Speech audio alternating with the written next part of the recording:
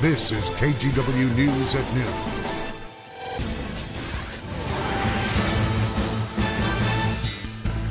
Right now, police are investigating a death at a Motel 6 on Southeast Powell Boulevard. KGW's Art Edwards joins us live.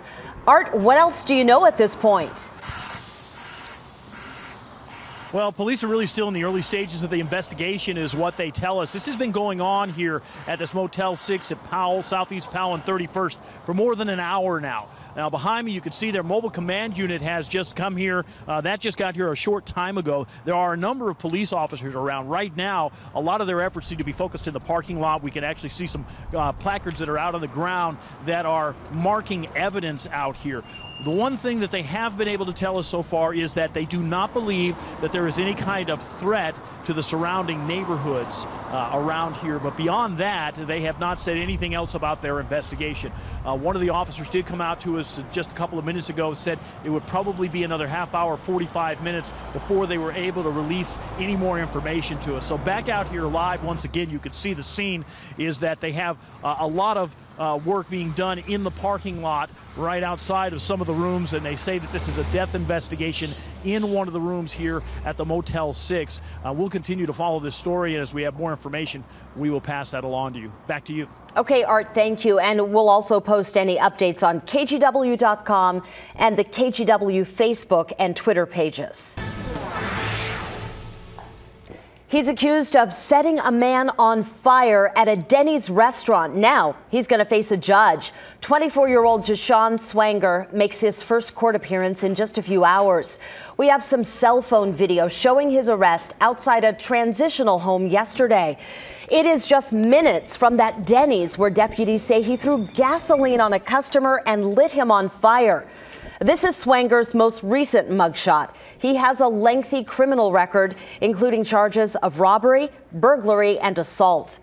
You know, though, the real tragedy here is the victim. Scott Randstrom suffered very serious injuries. KGW's Tim Gordon is live outside Legacy Emanuel this afternoon. Tim, how is Scott doing now? Well, Brenda, he is in critical condition here at Legacy's Burn Center. He has very painful and life-threatening injuries to at least his head and his hands. We spoke to his younger sister today. Here's what she had to say about how Scott's doing. They said they think he's going to make it. They're not sure.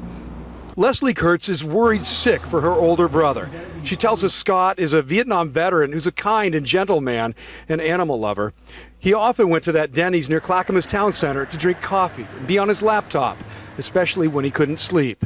Kurtz is beside herself with raw feelings about her brother and what happened. He's my best friend, and I just can't imagine anybody doing something like that to anybody, ever. And as for the man police say walked into that Dennys last Wednesday night, doused the 69-year-old man with gasoline, and lit him on fire. I'm glad they got him. I was hoping they would catch somebody that evil. Well, we want to make sure you see this. A GoFundMe account to help Scott Randstrom with what will be huge expenses. If you can help, we've got the link at our website, KGW.com, the KGW Facebook page, and my page as well. Yeah, we know there's a lot of interest and concern for Scott and his family. Leslie says he has a couple brothers who live out of the area and a sister who lives in Warrenton at the coast who's coming here today. Brenda, back to you. It just breaks your heart. We really feel for the family. Hopefully that GoFundMe will get up there in price. Thank you so much, Tim. Okay, you guys, get ready for some big road closures. I-5 is closing again this weekend. The southbound lane shutting down from the Broadway exit to the Markham Bridge. It starts at midnight tonight, so plan another route and allow plenty of time. This will reopen at 4:30 Monday morning. The Morrison Bridge shuts down at 7 a.m. tomorrow till as late as 4:30 Monday morning. They're working on replacing the lift deck there. And there are some events that will definitely back up traffic. The March for Science, Timbers, and Blazers are all tomorrow. TriMet says MAX trains will be crowded, so again, just leave yourself plenty of time. Well, this is also a big day because today is the day that we could finally hit 70. You know, we could not keep meteorologist Chris McGinnis inside on a day like this. He's joining us live on the roof. So is this really going to happen, Chris? We're going to be really close. I mean, it's possible that the east wind keeps like the airport where the official temperature reading is taken and maybe east side of the metro area like 67 to 69. But is anybody really counting? We haven't been warmer than 63 so far this year. Let's go ahead and give you the live look here from our Wells Fargo sky camera. I believe we've got a shot of Mount Hood there. And as we pop up the temperature, you can see we are already warming into the 50s. By the way, we haven't hit the 70-degree mark since October. It's been 6 months. 6 months since we've hit 70, and I think we might do it today. Here's a look at the temperatures across the region. North Valley first, and then I think we'll wrap it up with a day planner. And Brenda, we've got close to 14 hours of daylight today. You need to get out and soak up every one of those minutes because while it's beautiful and bright and sunny out here today, we do have some clouds and some showers in the weekend forecast. It's not all bad news for the weekend, though. I'll try to break down those shower chances hour by hour coming up in just a few minutes. Okay, and if you're going to stay up there, I'm going to bring you your sunglasses. Oh, my God. It is bright. If I have one complaint, it's that the roof is painted white. It's like I'm snowblind right now. It's I understand, brutal. but I'd like to have that problem. I may join you. Thank you, Chris. A woman hit by a freight train in Beaverton last night is recovering from some life-threatening injuries. Beaverton police say 26-year-old Cindy Rodriguez was distracted when she tried to cross the tracks at Lombard and Beaverton-Hillsdale Highway. They say the crossing arm was down. The conductor was yelling. He was trying to get her attention. They think she was on her phone. They say this is a good reminder to always pay attention to your surroundings.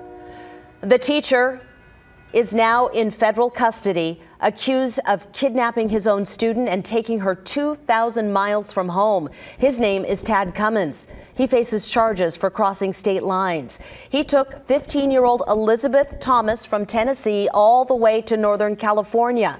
A tip led authorities to a small cabin deep in the woods. There it is. That's where they found Cummins and Thomas. Now the teen is on her way back to Tennessee after more than a month. Her family is elated, but they're also concerned. We're going to have to figure out what kind of state of mind she's in, of course, and probably get her some help. It may be a long road, but, you know, at least we got her back now.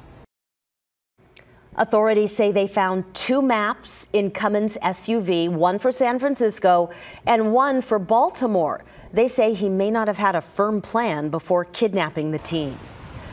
A Seattle police officer is in critical condition after a shooting yesterday downtown.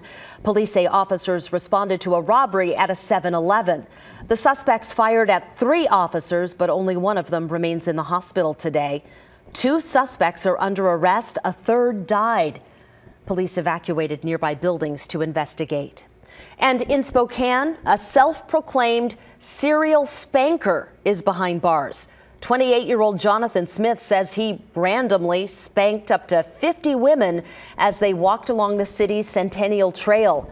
He admits what he did was wrong, and he says he needs psychological help. I am sorry and wish all women to feel safe and secure wherever they go. He is now charged with assault.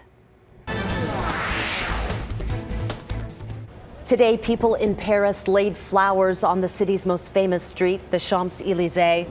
That's where a man went on a shooting rampage yesterday. Officials say Karim Shirfi used an assault rifle to kill 1 police officer and injure 2 others.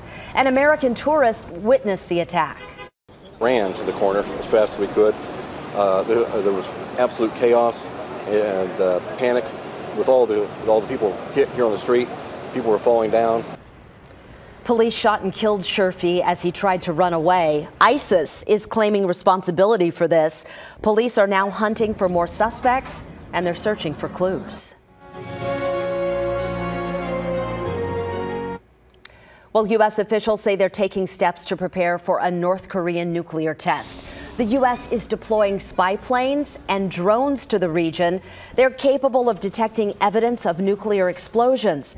They say this is a routine mission planned well in advance. South Korea is on a heightened state of alert today. North Korean state media is threatening a, quote, super mighty preemptive strike on Tuesday.